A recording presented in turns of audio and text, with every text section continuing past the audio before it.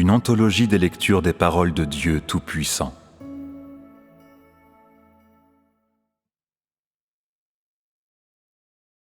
Les déclarations de Dieu à l'univers entier. La 4e déclaration.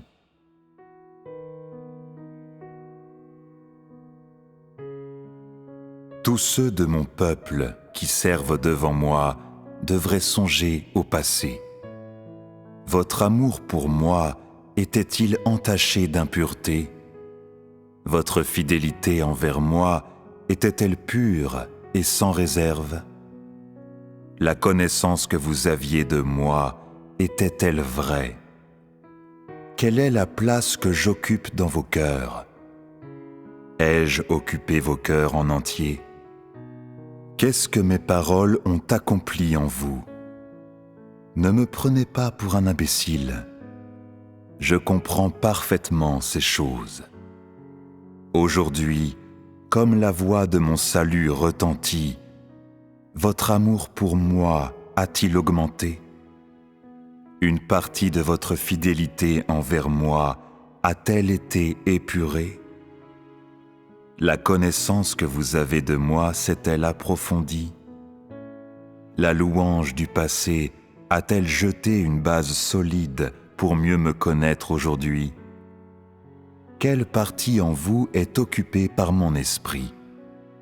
Quel espace mon image occupe-t-elle en vous? Mes déclarations vous ont-elles touché au talon d'Achille? Sentez-vous vraiment que vous n'avez nulle part où cacher votre honte? Croyez-vous vraiment que vous n'êtes pas qualifié pour être mon peuple? Si tu négliges complètement les questions sus évoquées, alors cela montre que tu es en train de pécher en eau trouble, que tu es là juste pour faire de la figuration. Et si tu avais été prédestiné par moi, tu seras certainement éliminé et jeté dans l'abîme sans fond pour une deuxième fois. Ce sont là mes paroles d'avertissement, et quiconque les prend à la légère sera frappé par mon jugement, et à l'heure convenue sera dévasté. N'est-ce pas le cas? Devrais-je encore donner des exemples pour l'illustrer? Dois-je parler plus clairement pour vous donner des références? Depuis le temps de la création jusqu'à ce jour, plusieurs personnes n'ont pas respecté mes paroles et donc ont été chassées et éliminées du flot de mon recouvrement.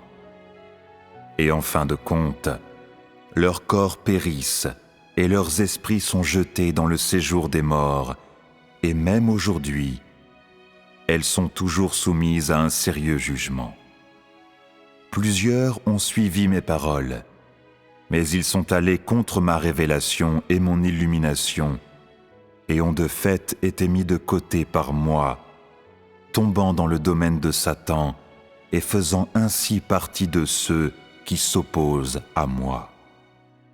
Aujourd'hui, tous ceux qui s'opposent directement à moi obéissent seulement aux superficialités de mes paroles et désobéissent à la substance de mes paroles.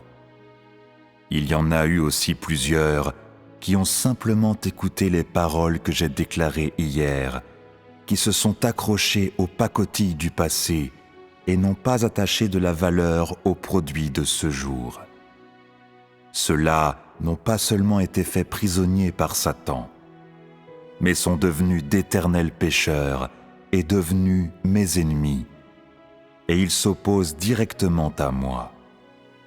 De telles personnes sont vouées à mon jugement selon l'ardeur de ma colère, et aujourd'hui, elles sont toujours aveugles, toujours dans les abîmes des ténèbres, ce qui veut dire que ce sont des cadavres décomposés et dissous qui sont sous le contrôle de Satan. Parce que leurs yeux sont voilés par moi, je dis qu'ils sont aveugles. Il serait bon de donner un exemple à titre de référence, afin que vous puissiez en être édifiés. À l'évocation de Paul, vous allez vous rappeler son histoire, et quelques-unes d'entre elles inexactes et qui ne cadre pas avec la réalité. Il fut enseigné par ses parents dès le jeune âge et reçut ma vie, et à la suite de ma prédestination, il a atteint le calibre que j'attendais de lui. À l'âge de 19 ans, il a lu plusieurs livres sur la vie. Je n'ai donc pas besoin d'aller dans les détails, en raison de son calibre et en raison de ma révélation et de mon illumination sur le fait qu'il ne pouvait pas seulement parler avec une certaine perspicacité des choses spirituelles, mais en plus il était capable de comprendre mes intentions. Bien entendu, ceci n'exclut pas la combinaison des facteurs internes et externes. Toutefois, la seule imperfection qu'on lui reconnaissait, en raison de ses talents, est qu'il était parfois désinvolte et vantard. En conséquence, à cause de sa désobéissance, qui représentait directement en partie l'archange, quand je devins chair pour la première fois, il a tout fait pour me désobéir. Il était parmi ceux qui ne connaissent pas mes paroles, et déjà, il ne me portait plus dans son cœur.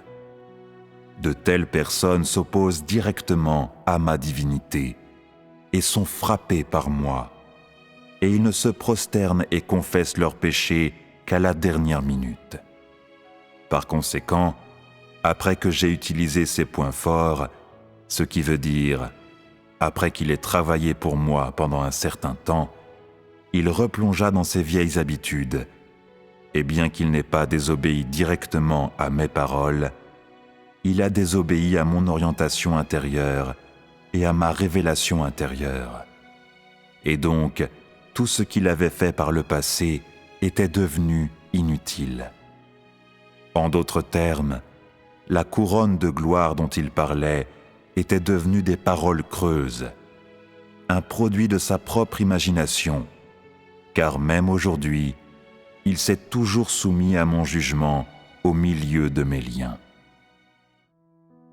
De cet exemple qui précède, il est clair que quiconque s'oppose à moi, en s'opposant non seulement à moi dans la chair, mais plus important encore, à mes paroles et à mon esprit, ce qui veut dire à ma divinité, affronte mon jugement dans sa chair.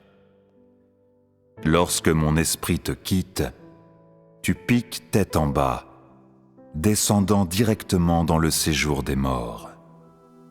Et bien que ton corps charnel reste sur terre, tu es comme quelqu'un qui souffre d'une maladie mentale.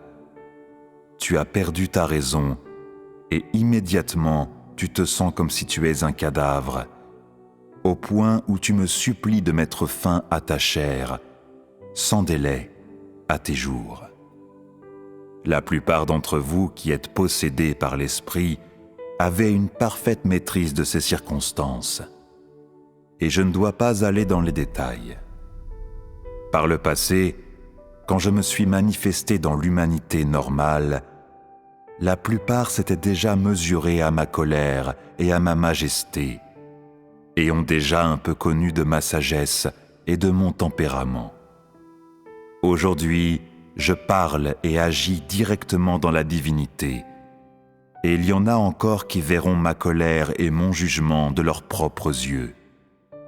En plus, l'œuvre principale de la deuxième partie de l'ère du jugement consiste à faire connaître à tout mon peuple mes actions dans la chair directement, et de vous faire voir directement à tous mon tempérament. Pourtant, parce que je suis dans la chair, je suis prévenant face à vos faiblesses. Mon souhait, c'est que vous ne traitiez pas votre esprit, votre âme et votre corps comme des jouets, les consacrant en toute insouciance à Satan. Il est préférable d'attacher une grande valeur à tout ce que vous avez et de ne pas le considérer comme un jeu, car il en va de votre destin. Êtes-vous capable de comprendre le véritable sens de mes paroles ? Êtes-vous réellement capable d'être attentionné envers mes véritables sentiments ? Êtes-vous disposé à jouir de mes bénédictions sur la terre, bénédictions qui sont semblables à celles dans le ciel? Êtes-vous disposé à considérer la compréhension que vous avez de moi et le bonheur que vous procurent mes paroles et la connaissance de moi comme les choses les plus précieuses et significatives dans votre vie?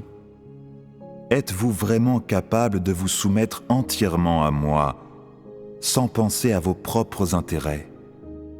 Pouvez-vous permettre que je vous mette à mort pour vous conduire comme des brebis? Y a-t-il parmi vous ceux qui soient capables de telles choses? Se pourrait-il que tous ceux qui sont acceptés par moi et qui reçoivent mes promesses sont ceux-là qui obtiennent mes bénédictions? Avez-vous compris quelque chose de ces paroles?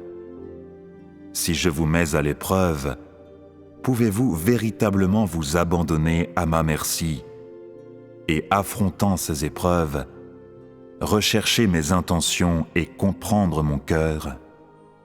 Mon souhait n'est pas que tu m'adresses des mots touchants ou me débites des histoires passionnantes, mais je demande que tu sois capable de me rendre de bons témoignages et que tu puisses entrer pleinement et entièrement dans la réalité.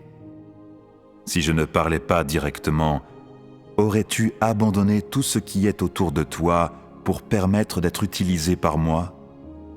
N'est-ce pas là la réalité que je demande? Qui est capable de saisir le sens de mes paroles? Pourtant, je vous demande de ne plus être envahi par des doutes, que vous soyez proactif de votre part et saisissiez la substance de mes paroles. Cela vous évitera de mal comprendre mes paroles et de ne pas en saisir le sens, et donc de violer mes décrets administratifs. Je souhaite que vous saisissiez, à travers mes paroles, mes intentions pour vous. Ne pensez plus à vos propres intérêts et agissez selon les vœux que vous avez pris devant moi, de sorte que tout soit à la merci de Dieu. Tous ceux qui sont de ma maison doivent produire le meilleur d'eux-mêmes. Tu devrais consacrer le meilleur de toi à la dernière partie de mon œuvre sur terre. Es-tu vraiment disposé à mettre ces choses en pratique ?